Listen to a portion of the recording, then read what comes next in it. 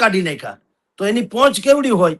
તેમ છતાં આ આખું પ્રકરણ જે છે એમાં કોઈ કરતા કોઈ તમે બહુ મોટા કનુભાઈ કળસરિયાને વાત કરો જે તે સમયે એ પછીથી તો હટી ગયા એટલે કે પછીથી તો એના કામે ચડી ગયા. હવે તો એ જે તે ગામના સરપંચ બાબરકોટના સરપંચ છે, બહુ યુવાન છોકરો છે બિલકુલ. હા, અને બાકીના ખેડૂતો બોલો ઈ લડી રહ્યા છે પોતાની રીતે. પણ એને લડતની તમામ પહેલું ને બહુ ધ્યાનમાં રાખ્યું. જીતવા માટે શું કરાય, હકાભાના ડાયરા ને ફલાણું ઢીકણું રાસ ગરબા ને એવું નહીં.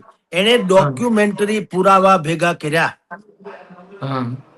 પછી હાઈકોર્ટમાં એને વકીલ તરીકે રાખ્યા તુષારભાઈ ચૌહાણ કરીને છે અમદાવાદ હાઈકોર્ટમાં. ડોક્ટર એડવોકેટ છે તુષાર ચૌહાણ.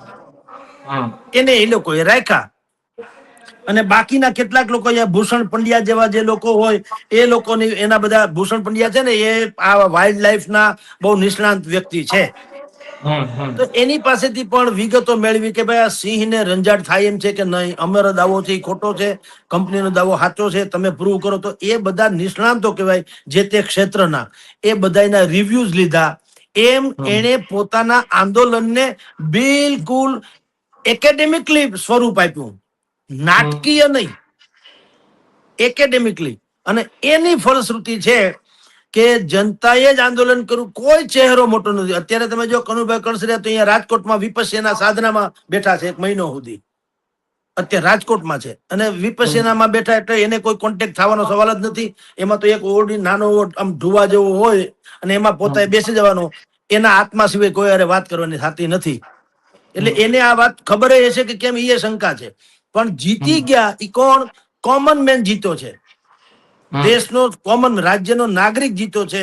અને એવડી મોટી કંપની, જાયન્ટ કંપની જેને કહે, જે સરકાર હારે રોજ લેવડ દેવડ કરે છે, ઈ કંપની અને સરકારી તંત્ર ઈ બધા હારી ગયા. અને કોમન માણસો આ જે 13 ગામના લોકો છે રાજુલા પંથકના, બોલો ગામના જવાન દીકરા સરપંચ ઈ બધા જીતી ગયા. કોઈ અને જીતામાં કોઈ બેનર નહીં, કોઈ કુછ નહીં. અત્યારે પણ તમે ને હું ચર્ચા કરીએ છીએ ત્યારે બાબરકોટના સરપંચ છે ને ઈ ન્યા જે તે અધિકારી છે એ ગામમાં એને મીઠું મોઢું કરાવે છે, ભાઈ તમે ભગવાન તમને સુખી રાખે.